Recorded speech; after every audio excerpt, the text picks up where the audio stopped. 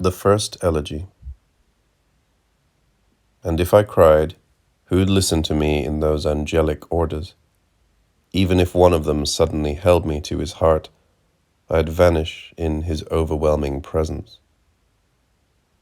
Because beauty's nothing but the start of terror we can hardly bear, and we adore it because of the serene scorn it could kill us with. Every angel's terrifying. So I control myself and choke back the lure of my dark cry. Ah, who can we turn to then? Neither angels nor men, and the animals already know by instinct we're not comfortably at home in our translated world. Maybe what's left for us is some tree on a hillside we can look at day after day, one of yesterday's streets, and the perverse affection of a habit that liked us so much it never let go. And the night, oh, the night when the wind full of outer space gnaws at our faces, that wished-for, gentle, deceptive one, waiting painfully for the lonely heart. She'd stay on for anyone. Is she easier on lovers? But they use each other to hide their fate. You still don't understand? Throw the emptiness in your arms out into that space we breathe. Maybe birds will feel the air thinning as they fly deeper into themselves.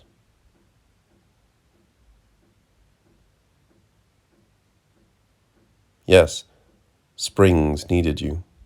Many stars waited for you to see them. A wave that had broken long ago swelled toward you, or when you walked by an open window, a violin gave itself. All that was your charge.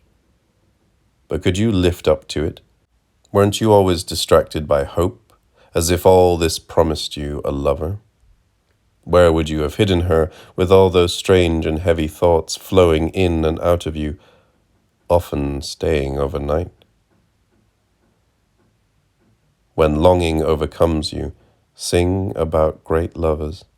Their famous passions still aren't immortal enough. You found that the deserted, those you almost envied, could love you so much more than those you loved. Begin again. Try out your impotent praise again. Think about the hero who lives on. Even his fall was only an excuse for another life, a final birth. But exhausted nature draws all lovers back into herself as if there weren't the energy to create them twice. Have you remembered Gaspara Stampa well enough? From that greater love's example, any girl deserted by her lover can believe. If only I could be like her.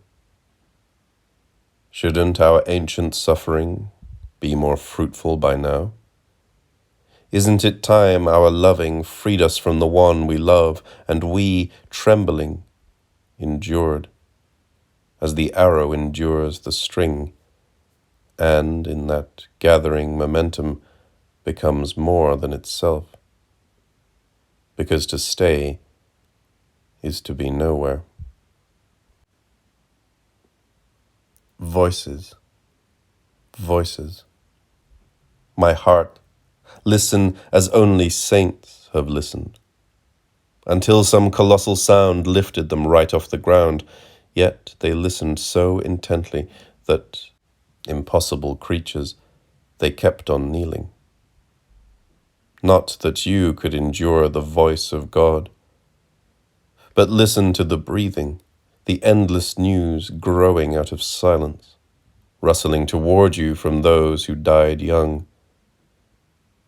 Whenever you entered a church in Rome or Naples, didn't their fate always softly speak to you?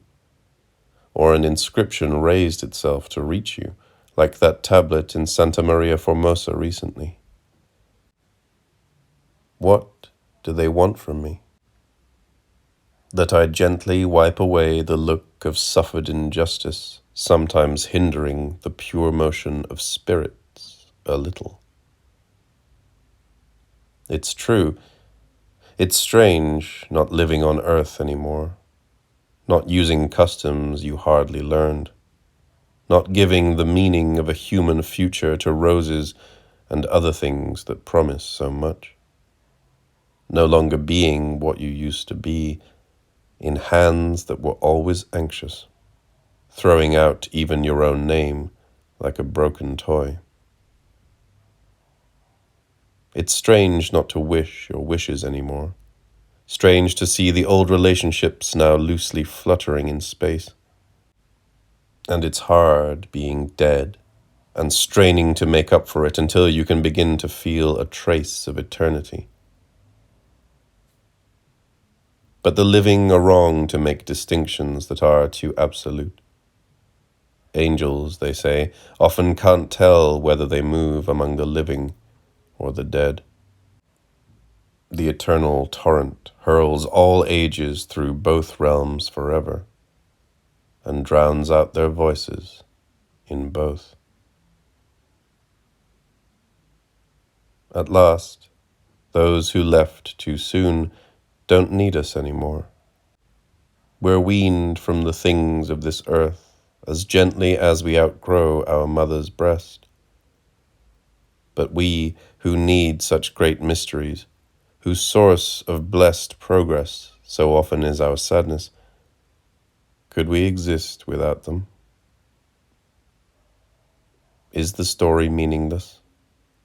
How once, during the lament for Linos, the first daring music pierced the barren numbness, and in that stunned space, suddenly abandoned by an almost godlike youth, the void first felt that vibration which charms and comforts and helps us now.